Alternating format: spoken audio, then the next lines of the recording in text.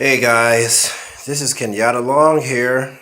I just want to walk you guys through a quick tutorial on how to carve the Rune Staves. So I'll go through a few preliminaries first, and I'll try to make this as short as possible. But anyway, we'll move on. So you see here I have my runic circle. I have it all set up. All right. So obviously, I've done my banishings. I have my circle all set up. I have my rune sorcery course here. I have my staves ready to go. Everything's been cleansed of negative energies. I've banished the hell out of this space. Like, this space is clean. Like, it's the equivalent of having been cleaned by a professional cleaning company. Clean. All right.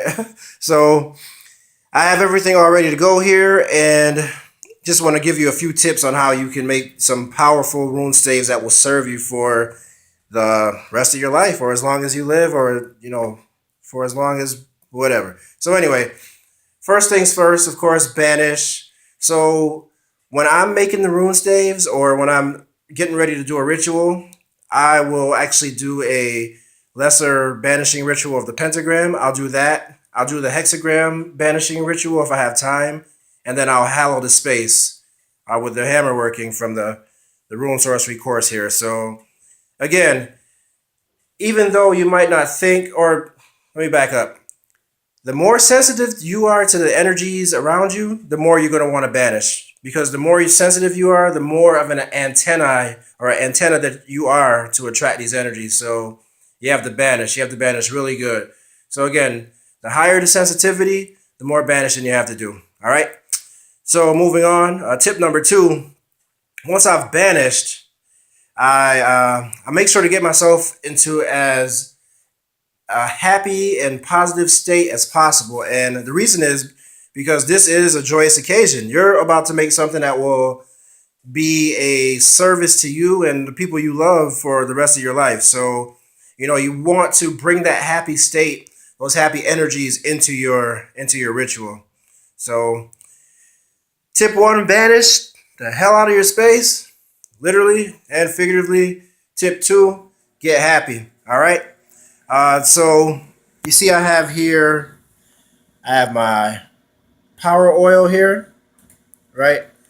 And I have my banishing oil, which I've anointed myself with and banished, and then I banish my space accordingly afterwards. So I have that on hand, and then I have my staves. So with the staves, what I'll usually do is I'll do a hammer of Thor working, a quick one over the staves, just to add another level of banishing.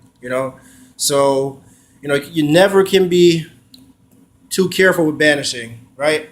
So banish, banish, banish. Okay, so you see here I have my carving instrument here, and you see I have my discs here that I'm gonna carve. I'm not actually gonna carve them. I'll just give you some tips on how to carve them.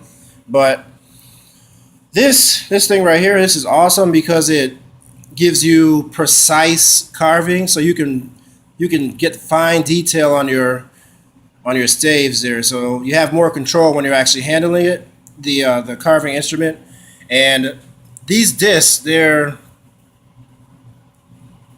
see here, that's what those discs look like. They're actually, they're actually pretty sturdy. They hold up pretty good. So I like using those. They're very portable.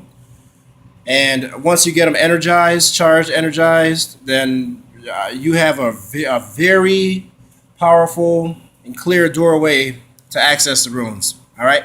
So essentially, after I've done all those things, I've accessed the happy state, brought some positive energies into my workspace. I will carve the rune. So I'll take the individual stave here, and I like the circle because of the symbolism. So to me, in my mind, using a circle, it you know, because the circle can hold energy in because of the shape. So I like the circle. The square, I'm not too big a fan of using like a wooden square tiles for runes. And again, that's just because of my intuition.